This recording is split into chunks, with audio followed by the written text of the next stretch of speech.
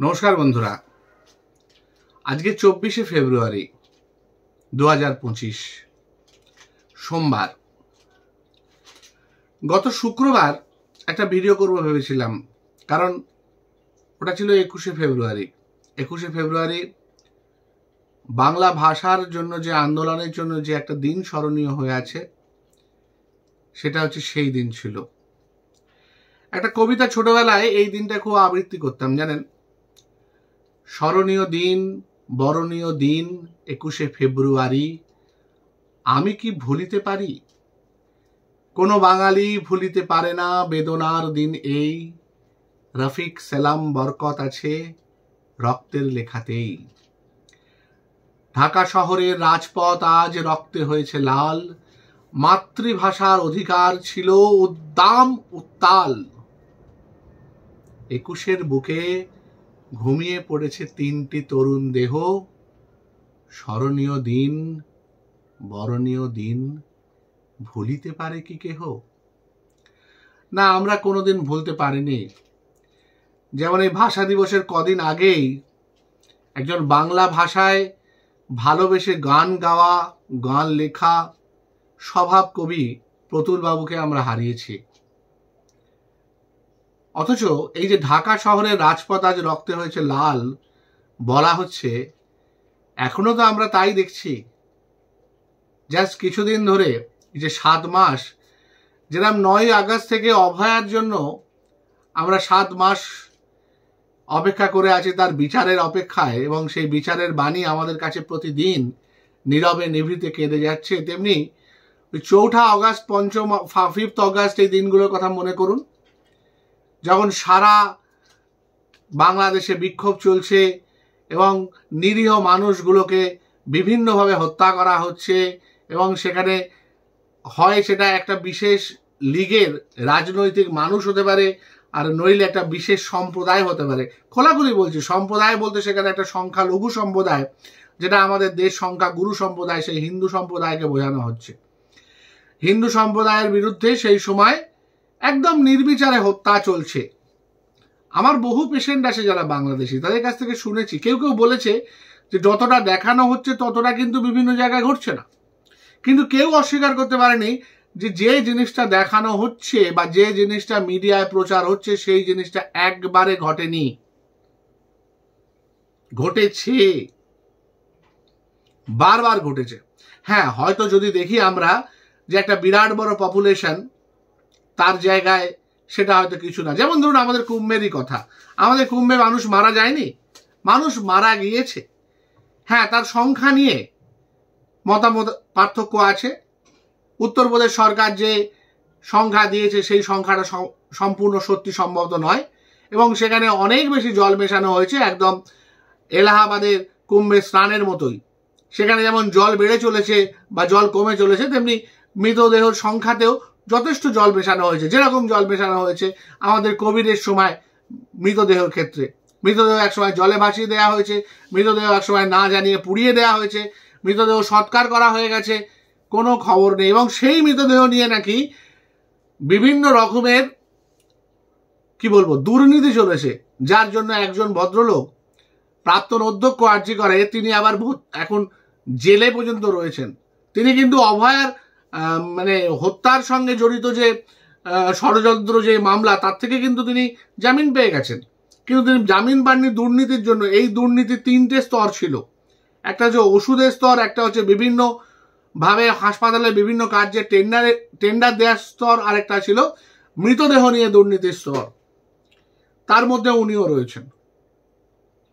ঠিক যেরকম আমাদের বিভিন্নভাবে সংখ্যাতত্ত্বে গরমিল করার একটা চেষ্টা করা হয়, তেমনি সংখ্যাতত্ত্বের গরমিল যেমন কুম্ভতে হয়েছে। এবার এই বাংলাদেশে যেরকম ঘটনাটা ঘটেছিল, সেরকম ভাবে আমরা বলতেই পারি যে কুম্ভেতে যে ঘটনা ঘটছে, সেখানে যে এতগুলো মানুষ মারা গেছে, তো সেটা তো প্রায় 53 কোটি লোক মানুষ এসছে, তার মধ্যে হয়তো কয়েকজন, 30 জন কি 300 জন মারা গেছে। সেগুলো কি পার্সেন্টেজ করলে খুব বেশি? খুব বেশি নয়, মানতেই হবে। তেমনি বাংলাদেশে যে মুক্তিযুদ্ধের এই কথা বললাম, 3 জন মানুষ মারা গেছিল, সেইটা নিয়ে এই একটা কবিতা রচনা হয়েছে, তেমনি প্রায় 300 কি 3000 মানুষ মারা গেছে, কিন্তু সেটা ওই এত বড় একটা আন্দোলনের নিরিখে সেটা একটা সামান্য সংখ্যা, হয়তো সেটাকে বলিদান হিসেবে ইগনোর করতে হবে আমাদের। যেরকম আমাদের এতে হচ্ছে, প্রয়াগে হচ্ছে যে এই এতজনের পুণ্যের জন্য কিছু জীবন হয়তো স্যাক্রিফাইস করতে হবে। আবার অনেকে বলছেন যে এই মৃত্যুর মতো ভালো মৃত্যু আর কি হতে পারে। প্রয়াগে গিয়ে মৃত্যু মানে সে স্বর্গের দ্বার থেকে যেন স্বর্গে টুক করে ঢুকে গেল, বলা যায় কিছু মানুষ তাকে ধাক্কা দিয়ে যা স্বর্গে ঢুকিয়ে দিল, স্বর্গে সে চলে গেল। যাই হোক, আমি একটুখানি নাস্তিক মানুষ জানেন তো, আমার কাছে যা মনে হয় স্বর্গ নরক সবই এই পৃথিবীতে। কারণ চোখের সামনে প্রচুর মানুষকে মারা যেতে দেখেছি তো, ডাক্তার হিসেবে এই দেখার সুযোগ বলুন, সৌভাগ্য বলুন, মানে সকাল বলে না যে স্বর্গে যাওয়া দেখাটা একটা পুণ্যপ্রাপ্তি, আমি বোধহয় এরকম অনেক দেখেছি, কিন্তু বিশ্বাস করুন আমার কোনোটাই না খুব খুব পূর্ণ হলো বলে মনে হয় না। মানে আমি তো সেক্ষেত্রে দেখলাম প্রচুর মানুষকে আমার চোখের সামনে স্বর্গে যেতে, আমার যখন স্টুডেন্ট ছিলাম সে সময় দেখলাম, যখন পোস্ট গ্রাজুয়েট ট্রেনি ছিলাম সে সময় দেখলাম, মানে সকল আপনাদের ভাষায় যখন জুনিয়র ডাক্তার ছিলাম সেই সময় দেখলাম, আর এখন সিনিয়র হয়েছে, সিনিয়র ডাক্তার হিসেবে তো মাঝে মধ্যে দেখতে হয়। অবশ্য সংখ্যায় কম হয়, যেহেতু বেসরকারি হাসপাতালে কাজ করি সেহেতু সংখ্যাটা অনেক কম। সরকারি হাসপাতালে ডাক্তাররা আমার থেকে অনেক বেশি সকল মৃত্যু কাছ থেকে দেখে স্বর্গে যাওয়া দেখে পুণ্য অর্জন করতে পারেন, আমাদের সে সুযোগ কম হয়। যাই হোক, সেই পুণ্য তো তারা হিসেব মতো আমিও প্রচুর অর্জন করেছি, কিন্তু বিশ্বাস করুন আমার মনে হয় যে যেখানে এখন বাস করছি না পৃথিবীতে, এইখানেই না সব কিছু। আমি যখন এসেছি তখন মায়ের জঠর থেকে ওই একটি কোষ থেকে 9 মাসের একটি বাচ্চা হয়ে বেরিয়েছি, আর আমি যখন চলে যাব না তখন ওই চুল্লি বলুন বা কবরই বলুন, বা আমার ব্যক্তিগত ইচ্ছে হচ্ছে অ্যানাটমি আমাদের ডিপার্টমেন্টে দেহ দান করে যাব, হ্যাঁ সেই দেহই বলুন, ওইটা কিন্তু কিছু নয়, একটা কমপ্লেক্স অর্গ্যানিক কম্পাউন্ডকে, একাধিক কমপ্লেক্স অর্গ্যানিক কম্পাউন্ডকে মানে জৈব যৌগকে পুড়িয়ে সিম্পল যৌগে কনভার্ট করা, যেগুলো ইনঅর্গানিক, এবং সেটা আকাশে মিশে যাওয়া, বাতাসে মিশে যাওয়া, ব্যাস হয়ে গেল। নাইট্রোজেন চক্র, কার্বন ডাইঅক্সাইড চক্র বা কার্বন চক্র বা অক্সিজেন চক্র, যদি এগুলো জীবন বিজ্ঞানে ক্লাস 8-9 যে বইগুলো আছে তাতে পড়ে থাকেন, তো ঠিক সেই জিনিসটা হয়। যেরকম মৃতদেহ থেকে কিছু ব্যাকটেরিয়া আস্তে আস্তে মৃতদেহের জৈব যৌগগুলোকে অজৈব যৌগে কনভার্ট করে দেয়, সেরকমভাবে কনভার্সন হয়ে যায়। জান্নাতও হয় না, স্বর্গও হয় না, নরকও হয় না, জাহান্নামও হয় না, কিচ্ছু হয় না। এই পৃথিবীতেই আসা, এই পৃথিবী থেকেই চলে যাওয়া, কিচ্ছু নেই পরপারে, পরপার বলে কিচ্ছু নেই, অন্তত আমার চোখে। আমি যদি ভুল করে থাকি, অন্যায় করে থাকি, আপনার ধর্মীয় কি বলবো বিশ্বাসে আঘাত দিয়ে থাকি, আপনি আমায় মনে মনে 4টে গালাগাল দিয়ে দেবেন, কিন্তু আমি মনে করি এই পৃথিবীতে যারা জন্মেছে তাদের তাদের পূর্ণ আয়ু বাঁচার পূর্ণ অধিকার আছে। কারুর দ্বারা ম্যানিপুলেটেড হয়ে মারা যাওয়ার কোনো অধিকার নেই, বা তার পুরো জীবনটা না যাপন করে কারুর গাফিলতিতে, সে যদি আমি ডাক্তার হিসেবে হই, আমার গাফিলতিতেও তার মৃত্যু হওয়ার কোনো অধিকার নেই। কদিন আগে দেখলাম একজন ডাক্তারবাবু, সরকারি চিকিৎসক, তাকে একটি প্রসূতি মারা গেছেন সদ্য, মানে কি বলবো, তাকে মানে সন্তান সম্ভবা ছিলেন, তার মৃত্যু হয়েছে, তার সামনে তাকে সম্বর্ধনা দেওয়া হচ্ছে কারণ ডাক্তারবাবুর গাফিলতিতে রোগীর মৃত্যু হয়েছে। এখানে অনেকগুলো প্রশ্ন আছে। যেটুকু আমি খবর পাচ্ছি, যেটুকু আমি শুনতে পাচ্ছি, যেটুকু আমি মিডিয়াতে দেখতে পাচ্ছি, তাতে হচ্ছে ভোর 4টে থেকে পেশেন্টের কন্ডিশন খারাপ হয়েছিল, ডাক্তারবাবুকে নিয়মিত ফোন করা হয়েছিল, ডাক্তারবাবু আসেননি বা আসবেন বলেছেন, সময় মতো অ্যাটেন্ড করেননি। যখন অ্যাটেন্ড করেছেন প্রায় 9টা সাড়ে 9টার সময়, সেই সময় রোগীর কন্ডিশন অনেকটা অবনতি হয়েছিল এবং সেখানে তার মৃত্যু হয়। এখানে আমার কতগুলো প্রশ্ন আছে। 1 নম্বর, যদি ডাক্তারবাবু সত্যি এই কাজটি করে থাকেন তার যথাযোগ্য শাস্তি পাওয়া উচিত, 1 নম্বর। 2 নম্বর, গোটা হাসপাতালের প্রসূতি বিভাগে কি একটি ডাক্তার ছিলেন সেদিনকে অন ডিউটি, আর কেউ ছিলেন না? সেটা যদি হয় তার দায়টা কার? এবং সেটা যদি সরকারের হয়, সরকার কি একইভাবে সেই দায় নেবে এবং সেই দায় অনুযায়ী এই মানুষটিকে যেভাবে হেনস্থা করা হয়েছিল সেইভাবে করবে? 3 নম্বর, যদি সেখানে পেশেন্টের কন্ডিশনটা এতটাই ক্রিটিক্যাল হয়, আমরা প্রত্যেকটা জায়গায় জানি সেখানে একটা আপদকালীন বিভাগ থাকে, জরুরি বিভাগ থাকে, ক্রিটিক্যাল কেয়ার বিভাগ থাকে, তাহলে কি সেটা ছিল না সেই হাসপাতালে? যদি না থাকে তাহলে সেই হাসপাতালে কেন পেশেন্টকে অ্যাডমিট করা হয়েছিল? তার দায় কার? সরকারি ডাক্তারবাবুর না, সেখানে ইনফ্রাস্ট্রাকচার নেই, তার দায়।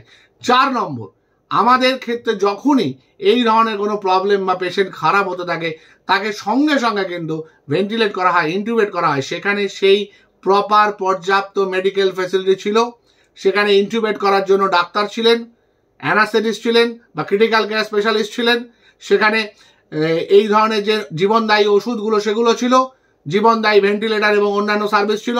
সেটা যদি না থাকে তাহলে তার দায় কার? এই ডাক্তারবাবুকে একা মালা পরিয়ে সম্বর্ধনার নাম করে তাকে নির্লজ্জ বেহায়া প্রতিপন্ন করে তাকে চূড়ান্ত অপমান করার কোন মানেটা হলো? এবং তার জন্য যারা যারা এই কাজটা করেছে তাদের শাস্তি হবে কিনা, এবং সর্বোপরি যে অ্যাকচুয়াল দায়ী মানে সেই স্বাস্থ্য ব্যবস্থা, তার কোনো রকম শাস্তি বা সাজা হবে কিনা। আমি 100 বার চাই যে ডাক্তারবাবু যদি গাফিলতি করে থাকেন, যদি কর্তব্য অবহেলা করে থাকেন, তার চরম শাস্তি হওয়া উচিত। একইভাবে এই প্রত্যেকটা স্টেপে কিন্তু চরম শাস্তি ইন্ডিভিজুয়াল মানুষদের করার কথা। এই যে মানুষজন যারা সবাই মিলে দল বেঁধে সম্বর্ধনা দিলেন, তাদের কোন রাইটস আছে? তারা পুলিশে দিতে পারতেন, তারা যথাস্থানে অ্যাপ্লাই করতে পারতেন, সেখানে সুপার ছিল, ডেপুটি সুপার ছিল, আরো নিশ্চয়ই ঊর্ধ্বতন কর্তৃপক্ষ আছে সেই হসপিটালে যারা এই ডাক্তারবাবুর ওপরে বসে আছেন, এই ডাক্তারবাবুর কাজকে মনিটর করছেন। তাদের কাছে লিখিত বা মৌখিক কমপ্লেন না করে তারা এত বড় একটা কাজ করার কোথা থেকে সাহস পেলেন? কে তাদের সাহায্য দিয়েছে? পরিষ্কার বোঝা যায় যে এটা রাজনৈতিক মদত ছাড়া সম্ভব নয়। কারণ ভদ্রলোক মিডিয়ার সামনে বসে বয়ান দিয়ে যাচ্ছেন, অথচ তাকে তার আশেপাশে কোনো পুলিশ দেখা গেল না যে তাকে এইসব কথা বলার জন্য বা এইসব কাজ করার জন্য গ্রেপ্তার করছে। আর কোথায় ডাক্তারবাবুর সিকিউরিটি? তিনি যে হাসপাতালে কাজ করছেন তার সিকিউরিটি কোথায়? একটা লোককে তার আশেপাশে দেখতে পেলাম আমরা।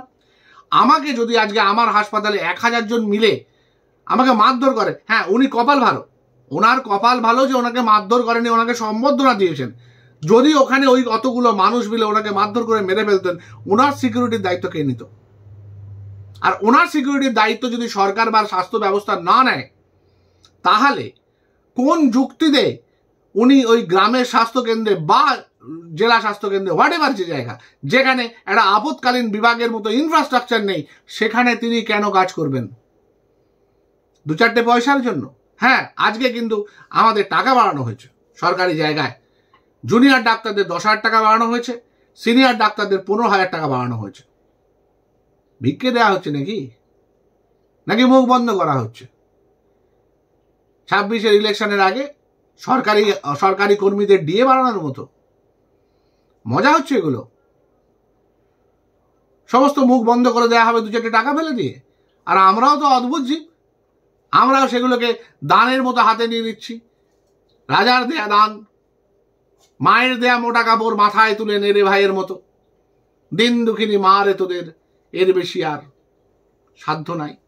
আবার বলছে যে আমি প্র্যাকটিসের জায়গা 20 কিলোমিটার থেকে 30 কিলোমিটার বাড়িয়ে দিলাম। কেন? বরং আমি এমন একটা ইনফ্রাস্ট্রাকচার তৈরি করে দেবো, এমন একটা মাইনে দেবো যে ডাক্তারকে বাইরে প্র্যাকটিস করতে যাওয়ার প্রয়োজন পড়বে না। এত তো হাসপাতালে পেশেন্ট, শয়ে পেশেন্ট আছে সরকারি হাসপাতালে, তার বাইরে গিয়ে নার্সিংহোমে কাজ করার কি প্রয়োজন আছে? 2টো কারণে প্রয়োজন আছে। একটা হচ্ছে পরিষেবা, অনেক বেটার ইনফ্রাস্ট্রাকচার নার্সিংহোমে। সরকারি হাসপাতালে সেই কাজটা সে করতে পারে না যেটা সে প্রাইভেটে গিয়ে করতে পারে, কারণ সেখানে সেই ইনস্ট্রুমেন্ট নেই। এটা 1 নম্বর। 2 নম্বর হচ্ছে পয়সা, এর বাইরে তো আর কিছু নেই মশাই। তো এই দুটো আমি প্রোভাইড না করে হাতে একটা 10,000 টাকা 15,000 টাকা গুঁজে দিচ্ছি, তাও কতদিন পর বাড়লো সেটা ভগবান জানে।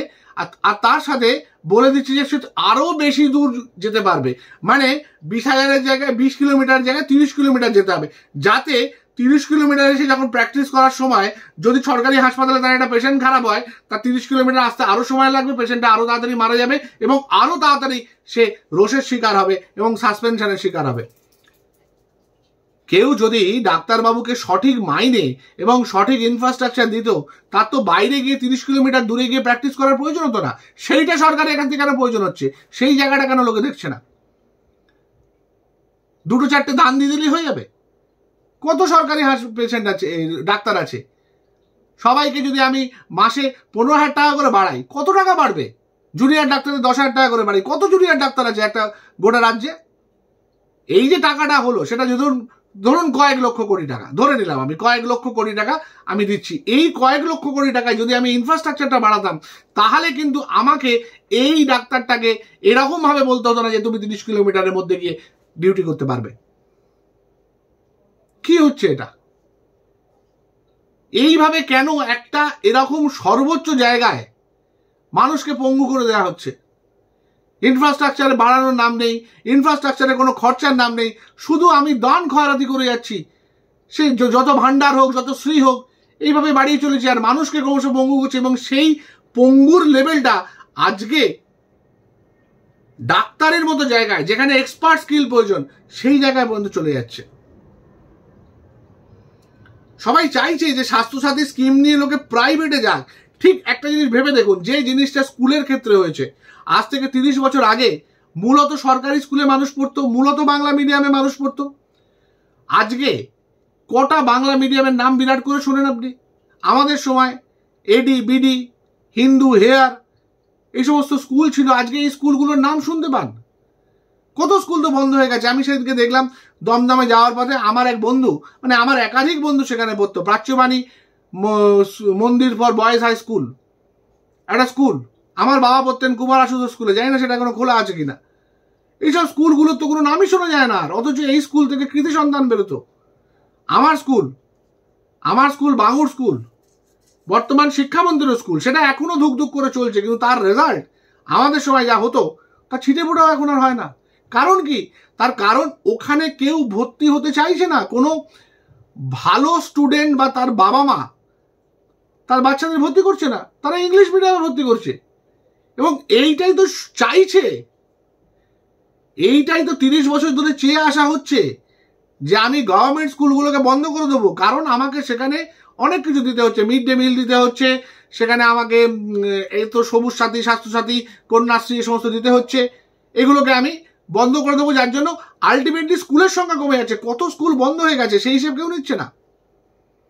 আর প্রাইভেট স্কুলগুলো বড় হচ্ছে, রমরমা হচ্ছে, সেখানে বেশি বেশি বাচ্চা ভর্তি হচ্ছে, সেগুলোকে আরও ইনফ্রাস্ট্রাকচারগুলো একদম আমাদের হসপিটালগুলোর মতো হয়ে চলেছে। ঠিক সেম জিনিস হচ্ছে সরকারি এবং বেসরকারি হাসপাতালের মধ্যে। স্বাস্থ্যসাথী দিয়ে আমি বারবার বেসরকারি হাসপাতালকে এনকারেজ করে যাচ্ছি, বেসরকারি মেডিকেল কলেজগুলোকে রমরমা করছি, আর সরকারি মেডিকেল কলেজগুলো, সরকারি হাসপাতালগুলো ক্রমশ এমন একটা ডাউন করে দিচ্ছি যে সেখানে এবার গরিব মানুষও যেতে চাইবে না। কারণ গরিব মানুষ জানবে স্বাস্থ্যসাথী দিয়ে গেলে আমি একটা ভালো চিকিৎসা, একটা ভালো সুযোগ পাবো এবং বেঁচে ফেরার একটা বড় চান্স তৈরি হবে আমার, যেটা আমার সরকারি হাসপাতালে ভয় হয়। বেঁচে ফিরবো তো। সরকারি হাসপাতালে যারা যায়, এরকম বহু মানুষ বাড়িতে বলে যায়, তাদের সম্পত্তি লেখালেখি পর্যন্ত করে যায়। বিশ্বাস করুন, আমি চোখে দেখেছি বলে বলছি, আপনারা মিলিয়ে নিতে পারেন। তারা যদি ফিরে আসে, সেটা হচ্ছে বিরাট প্রাপ্তি, প্রায় নোবেল পাওয়ার মতো। এবং এই মেন্টালিটি নিয়ে লোকজন সরকারি হাসপাতালে একসময় গ্রামে গঞ্জ থেকে আসতো। এক তো ঘটি বাটি বিক্রি করে আসতো, কারণ যেটুকু পয়সা লাগবে সেটুকু দিতে হবে, খুব কম পয়সা লাগতো কিন্তু দিতে হবে।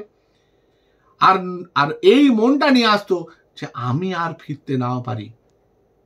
একটা ভ্যানে করে একটা গ্রাম থেকে একজনকে শুইয়ে নিয়ে বের করা হচ্ছে, তারপরে একটু এগিয়ে অ্যাম্বুলেন্স পাওয়া যাবে, কারণ অ্যাম্বুলেন্সটাকে দাঁড় করিয়ে রাখা হয়েছে, কিন্তু অ্যাম্বুলেন্সটা ওই গ্রামের মেঠো রাস্তায় ঢুকতে পারবে না, যার জন্য ভ্যানে করে নিয়ে যাওয়া হচ্ছে। তাকে যখন নিয়ে যাওয়া হচ্ছে, সে দুদিক খালি এরকম ভালো ভালো করে দেখছে।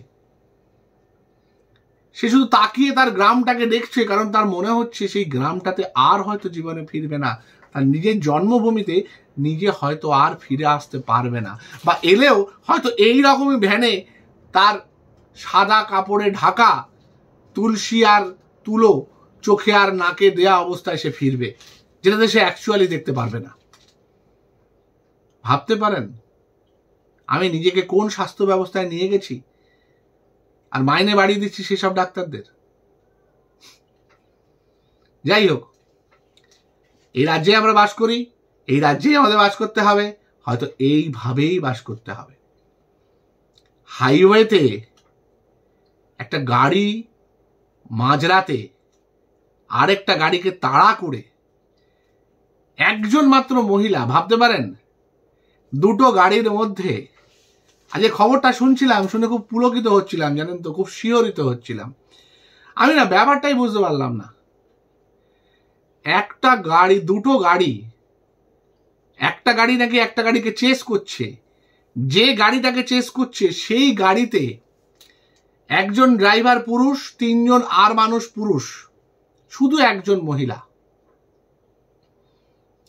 অন্য গাড়িটাতে 5 জন সকল নেশাগ্রস্ত পুরুষ। মানে হিসেব করলে দেখা যায় 9 জন পুরুষ আর 1 জন মহিলা। এর মধ্যে মহিলা যে গাড়িটি ছিলেন সেই গাড়িটি অন্য গাড়ির ধাক্কায় হাইওয়েতে ফুল স্পিডে থাকা গাড়ির উল্টে গেল সাইডের ডিভাইডারে লেগে, চূর্ণ বিচূর্ণ হয়ে গেছে সামনেটা। মজা কি জানেন? শুধু মহিলা মারা গেছেন। আর এই 4 জন যারা ওনার সঙ্গে বসেছিলেন এবং যারা অন্য গাড়িতে ছিলেন তারা তো পালিয়ে গেছেন, তাদের কোনো ট্রেস পাওয়া যায়নি। কিন্তু এই 4 জনের কোনো ড্যামেজই হয়নি, তাদের মধ্যে হাসপাতালেও নিয়ে যাওয়া হয়নি। উল্টে তার পাশে যিনি ছিলেন সেই ড্রাইভার, তিনি বক্তব্য রাখছেন, তার লোয়ার পার্টটা আমি দেখতে পাচ্ছিলাম না, আপার পার্টে কোনো ইনজুরির এভিডেন্স নেই, তার মাথাতেও কোনো চোট আসেনি। যেটুকু ছবি দেখলাম তাতে এয়ার ব্যাগ ওপেন হয়নি, অথচ সামনেটা ফেটে গেছে, একদম উল্টে গেছে গাড়ি, এয়ার ব্যাগ ওপেন হয়নি,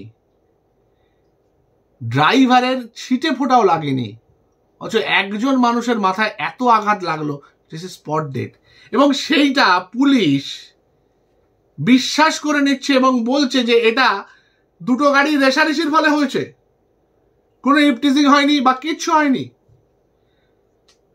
আরে এমন কি হতে পারে না যে গাড়ির মধ্যেই সমস্ত ঘটনা ঘটেছে? নাহলে এটা কিভাবে সম্ভব বলুন তো? গাড়ি তো আমরাও হাইওয়েতে চালাই, চড়ি, এত হাই স্পিডে চলা দুটো গাড়ি, একটা গাড়ি ধাক্কা লেগে উল্টে গেল, তার ভেতরে একটি মানুষ মারা গেল, সে মহিলা, আর বাকি 4 জন পুরুষের গায়ে কোনো কিছু অসুবিধা হলো না, তারা দিব্য রয়েছে। হ্যাঁ, ভালো, ভগবান করুক, তাদের বাঁচিয়েছেন। জানি না, তারা হয়তো প্রয়াগে ঘুরে এসেছিলেন আর এই ভদ্রমহিলা হয়তো জাননি, পাপী মানুষ, ওই জন্য চলে গেলেন তাড়াতাড়ি। কিন্তু এইটা কি বিনা ভালো করে তদন্ত করে মেনে নেওয়া যায়? আর আপনি আমি যদি মেনে নিই, তাহলে আমাদের মধ্যে কি বিবেক বুদ্ধি বলে কিছু নেই? সেটা চলছে। যেমন একটা অদ্ভুত জিনিস হলো, একজনের বাড়িতে দেনা ধার হয়েছে বলে একটা পরিবার নাকি মাস কিলিং হয়েছে। 2 ভাই মিলে নাকি বাড়ির 2 বউকে, 2 ছেলে মেয়েকে মারার চেষ্টা করেছেন, তারপর নিজেরা মারা যাওয়ার চেষ্টা করেছেন। ছেলেটি বেঁচে গেছে, মেয়েটি মারা গেছে, 2 জন মহিলা মারা গেছেন। এখানেও খুব ইন্টারেস্টিং, 6 জনের পরিবারে 3 জন মহিলা মারা গেছেন, 3 জন পুরুষই কিন্তু জীবিত আছেন। হ্যাঁ, চোট লেগেছে, তারা গাড়ি ধাক্কা মেরে মারা যাওয়ার চেষ্টা করেছিলেন, গাড়ির এয়ার ব্যাগ খুলেছে, সেখানে তারা বেঁচে গেছেন। তারা হয়তো এখন জেল খাটবেন 2 জন, ওই মহিলাদের মৃত্যুর দায় হিসেবে, সাজা হিসেবে। কি অদ্ভুত লাগছে না? মহিলা শাসিত একটা রাজ্যে এইভাবে মহিলারা মারা যাচ্ছে। কি অভয়া, কি এই 3টি মহিলা, কি হাইওয়েতে এই মহিলা, এইরকম ভাবে মহিলাদের মৃত্যু হচ্ছে, অথচ তার সঠিক তদন্ত এবং সেই তদন্ত থেকে উঠে এসে সঠিক মানুষকে সাজা দেয়া হচ্ছে না, যাতে এই ঘটনাগুলো ঘটাতে মানুষ ভয় পায়। সাজা কেন দেওয়া হয় বলুন তো? সাজা দিলে কি মানুষটা ফিরে আসে যে মারা গেছে? এই যে অভয়ার প্রকৃত অপরাধী যদি সাজা পায়, যদি তার ফাঁসি হয়, তাতে কি অভয়া আমাদের কাছে আর ফিরে আসবে, তার বাবা মার কাছে ফিরে আসবে না? তো কিন্তু তাহলে মানুষ কেন সাজার জন্য, বিচারের জন্য বারবার হাইকোর্ট, সুপ্রিম কোর্ট, সেশন কোর্টে দৌড়ে যায়? কেন আজকে অভয়ার বাবা মা গিয়ে কান্নাকাটি করছে? এই কারণেই কান্নাকাটি করছে যে আর কোনো মানুষ যাতে অভয়া না হয়, যাতে এই ঘটনা আর না ঘটে। এই সাজার ফলে যারা এই ধরনের অপরাধ করতে প্রচন্ড ভালোবাসে, যাদের মধ্যে রক্ত ফোটে এই ধরনের অপরাধ, এই ধরনের সমাজ বিরোধী কাজকর্ম করতে, তারা যাতে ভয় পায়। এইখানেই তো নাগরিক সুরক্ষা, এইখানেই তো নিরাপত্তা, এবং এইখানেই তো প্রশাসনের প্রয়োজন। কি করছে এই প্রশাসন? শুধু লোকজনকে দান খয়রাতি করে তাদের মুখ বন্ধ করে দিচ্ছে আর উন্নয়নের নামে লবডঙ্কা। চারদিকে সিসিটিভি ক্যামেরা, অথচ আরজি করে সিসিটিভি ফুটেজ ওই সময় একটা মানুষকে, সঞ্জয় রায় ছাড়া আর কাউকে শনাক্ত করতে পারছে না। এমন সিসিটিভি ফুটেজের কোয়ালিটি, এটা ইচ্ছাকৃত নয়।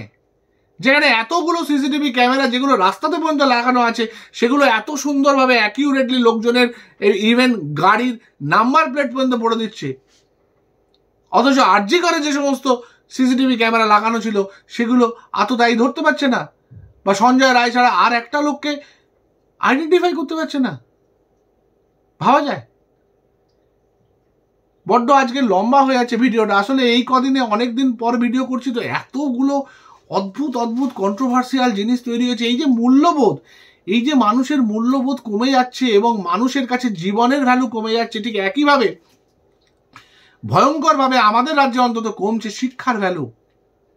ভাবতে পারেন মাধ্যমিক দেওয়ার পর বাচ্চারা, ছাত্ররা তাদের বই খাতা ছিঁড়ে ফেলে। হ্যাঁ, ভাবা যায়? সেলিব্রেশন করছে মাধ্যমিক পরীক্ষা শেষ হয়ে গেছে, যে বই খাতাগুলো 2 বছর ধরে পড়েছে সেগুলোকে ছিঁড়ে ফেলে। ভাবতে পারেন, মানে ভাবা যায়, কল্পনা করা যায়। মানে ধরুন কি বলবো, আমার এখানে অনেক বই ছড়িয়ে ছিটিয়ে রয়েছে, কিছু আমার কন্যার, কিছু আমার। হ্যাঁ, হয়তো আমি অনেক বই খুলে দেখি না, আমার প্রচুর বই আমাকে লোকজন দেয়, মেডিকেল বই, হয়তো সব খুলে দেখা হয় না। কিন্তু ছিঁড়ে ফেলার কথা, বই ছিঁড়ে ফেলার কথা। মানছি আমি কুল খেয়ে নিতাম সরস্বতী পুজোর আগে, নাস্তিক ছিলাম তো অল্প বয়স থেকেই, আমি এগুলো মানতাম না। কিন্তু তা বলে বইয়ের মতো একটা জিনিস, তাও পরীক্ষা শেষ হয়ে গেছে বলে ছিঁড়ে ফেলে দেবো? বিশ্বাস করুন, ভাবতে পারছি না। যারা এটা করেছে তাদেরকে আমি মানুষ কেন, আমি কোনো জন্তু জানোয়ারও ভাবতে পারছি না। বিশ্বাস করুন, আমার বাড়িতেও 2টি জন্তু আছে, কুকুর আছে 2টি। তাদেরকেও আমি নিচে একটা বই ফেলে রাখি না, তারা কিন্তু ছেড়ে না। তারা আমার জুতোটা ছেড়ে, তারা প্লাস্টিক কিছু ফেলে রাখলে সেটা ছিঁড়ে দেয়, চিরুনি ফেলে রাখলে সেটাকে কামড়ে ছিঁড়ে এক করে। কিন্তু বিশ্বাস করুন, আজ পর্যন্ত কোনো বই বা কোনো কাগজ তাদের ছিঁড়তে দেখিনি। কারণ ওরা জানে বাড়ির যারা মালিক তারা বইকে শ্রদ্ধা করে, কাগজকে শ্রদ্ধা করে। কারণ কাগজ শুধু কাগজ না, আমাদের কাছে সরস্বতীর অবদান, আমাদের কাছে দেবতা। যারা পড়াশোনা করে বড় হয়ে পড়াশোনাটাকে নিজের জীবিকা বলে বেছে নিয়েছে, তাদের কাছে কিন্তু এগুলো জীবিকা। যারা এই জিনিসটা করছে তাদের কোনো যোগ্যতা নেই, তারা শিক্ষক হওয়ার যোগ্য নয়, তারা ডাক্তার হওয়ার যোগ্য নয়, তারা ইঞ্জিনিয়ার হওয়ার যোগ্য নয়, পৃথিবীর কোনো কাজ করার যোগ্য নয়। পৃথিবীতে এমন কোনো কাজ নেই যেটা বইকে অপমান করে করা যায়। হ্যাঁ, এরা ভাতার যোগ্য। এরা সমাজের কাছ থেকে এটাই শিখে আসছে যে আমি এরপর থেকে বসে বসে ভাতা নেব, আর কোনো একটা পার্টিকুলার পার্টির ঝান্ডা হাতে ঘুরে বেড়াবো, ক্লাবে ক্যারাম খেলবো, সকালে বিকেলে মদ্যপান করব, পাড়ার মেয়েটাকে হেনস্থা করব, প্রয়োজন হলে তাকে ধর্ষণ করব, ধর্ষণ করে পালিয়ে পথ পেয়ে যাব। এই সমস্ত মানুষের যাদের এই অ্যাটিটিউড তৈরি হবে, তারাই এই বই ছেঁড়ার মতো ঘৃণ্য অপরাধ করতে পারে। এবং আমাদের প্রশাসনের সবচেয়ে বড় গাফিলতি এবং ইচ্ছাকৃত দোষ হচ্ছে এই ধরনের মানুষগুলোকে তৈরি করে যাচ্ছে, যার ফল হচ্ছে এই শিক্ষার ক্ষেত্রে এই রকম পরীক্ষার পর কাগজ ছিঁড়ে ফেলা। ধিক। শুরু করেছিলাম আজকে একটা কবিতা নিয়ে, শেষ করব একটা কবিতা নিয়ে, আমার বড় ফেভারিট কবিতা, আমার কৈফিয়ত। আমার কবিতার যে একটি বই, সেটির নাম আমার কৈফিয়ত, কিন্তু যে আমার কৈফিয়ত যে কবিতাটি, সেটা কাজী নজরুল ইসলামের লেখা। তার শেষ কটা লাইন বলতে চাই। পরোয়া করি না বাঁচি বা না বাঁচি, যুগের হুজুগ কেটে গেলে। পরোয়া করি না বাঁচি বা না বাঁচি, যুগের হুজুগ কেটে গেলে। মাথার উপর রয়েছেন রবি, রয়েছে সোনার শত ছেলে। প্রার্থনা করো যারা কেড়ে খায় 33 কোটি মুখের গ্রাস। তখন 33 কোটি ছিল, আজকে 140 কোটি হয়েছে। প্রার্থনা করো যারা কেড়ে খায় 33 কোটি মুখের গ্রাস, যেন লেখা হয় আমার রক্ত লেখায় তাদের সর্বনাশ। তখন ইংরেজকে উদ্দেশ্য করে কাজী নজরুল ইসলাম এই কবিতাটা লিখেছিলেন, যেন লেখা হয় আমার রক্ত লেখায় তাদের সর্বনাশ। আজকে বিশ্বাস করুন, একজন ডাক্তার হিসেবে সর্বনাশ কারো আশা করতে বড় কষ্ট হয়, কিন্তু মাঝে মাঝে মনে হয় এই মানুষগুলোর কিন্তু সর্বনাশ ছাড়া আর অন্য কোনো পদ্ধতিতে সমাজকে শুধরানো বোধহয় সম্ভব হবে না। তাই কাজী নজরুল যেটা বলে গেছিলেন বোধহয় সঠিক বলেছিলেন, সর্বনাশেরই আজকে প্রয়োজন নতুন করে সবকিছু তৈরির জন্য। নতুন দিনের অপেক্ষায় রইলাম। আশা করি আমার মতো আপনারা অনেকেই অপেক্ষায় রয়েছেন। ভালো থাকবেন, সুস্থ থাকবেন, ভালো থাকার চেষ্টা করবেন অ্যাটলিস্ট। নমস্কার।